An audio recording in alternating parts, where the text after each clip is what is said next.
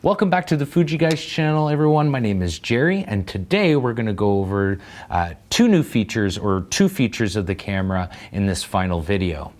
One of the features is the time lapse and how to set up a time lapse recording as well as the movie mode. And we're also going to show you how to set up the light trail mode and how to take advantage of that mode.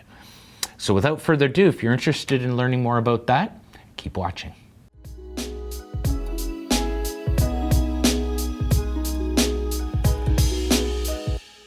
So the camera's equipped with this new light trail mode, as well as a interval shooting mode and a movie mode. But first I'm going to show you the light trail mode, because I think this one's really neat. When I first started shooting photography, it was one of the things that I wanted to learn that I struggled with the most.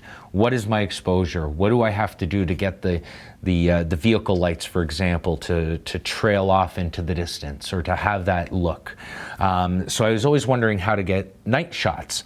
And this camera is really well equipped to do that for you. So first we're gonna go into the scene position modes. And we're gonna hit the little triangle here, or the little arrow here. There we go. And we're gonna see here the SP button.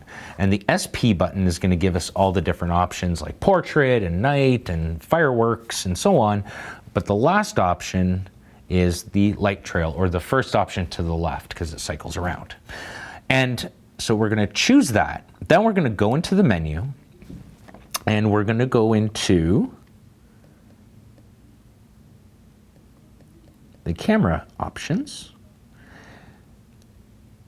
And here it shows us the light trail shooting settings. So it's going to ask how long you want to release it for. So is it a 30-minute exposure, 1 hour, 3 hour, 6 hour? And what kind of release? So do you want the shutter to be open while you're pressing it? So if you have a cable, kind of like a bulb feature, then you can actually lock the cable, kind of like the RR100.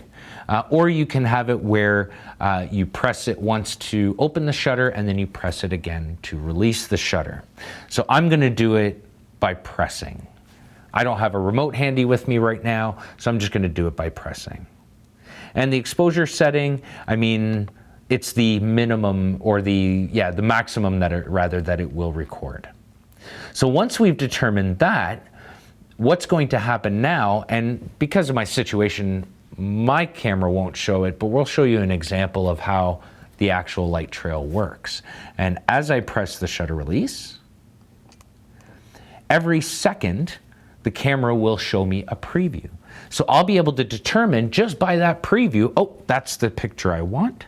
That's the end result I want. I would then end the sequence, and then it would show me the image at the end. Pretty straightforward. Don't have to think very much, and the camera does all the work for you. So one of the other options that works really well, as well as that long exposure mode, is the ability to do time lapse. And the camera itself, I'm going to go into P mode, and then what you do is you go into your camera modes, and this is where you set up your interval shooting. So you're going to want to determine how long your video you'll want it to be, and then how many frames you need to fill that video. So if you're shooting 30 frames per second times 30, that's 900 frames that you're going to need to be able to fill those 30 seconds. So that's how the math works, as to knowing how many frames you're going to need for the duration of the video that you want to do. Once you've determined the length of your video and the frame rate of your video, you can then also choose the interval of your video. So do I want to take a picture every day, every 24 hours, every hour, or every minute, or even every second, depending on what kind of video you're doing. And then how many shots that you want to shoot. Once you've determined all that, you've determined what the interval is, how many frames you're going to shoot, then do I want to do just the stills? I don't want it to process the video. I'll do that myself, or I can then process it in the camera itself. So it's going to tell you how many frames, if it's stills and time-lapse movie, and so on. So you can also delete the start time too. So if you're setting it up the night before and you wanted to shoot starting, say, the next morning, then you could do it, say, 8 hours later or 4 hours later, depending on what kind of shooting shooting conditions that you have. So what's going to happen is that every time it takes a picture, the camera's actually going to go to sleep after every picture. So if I'm taking a picture every 15 minutes, the camera's not going to be on for 15 minutes. It's going to shut itself down, wake up 15 minutes later, take the picture, and then so on. So the battery life will be very well maintained. You'll still get over 400 shots per battery, depending on the conditions and the temperature conditions as well.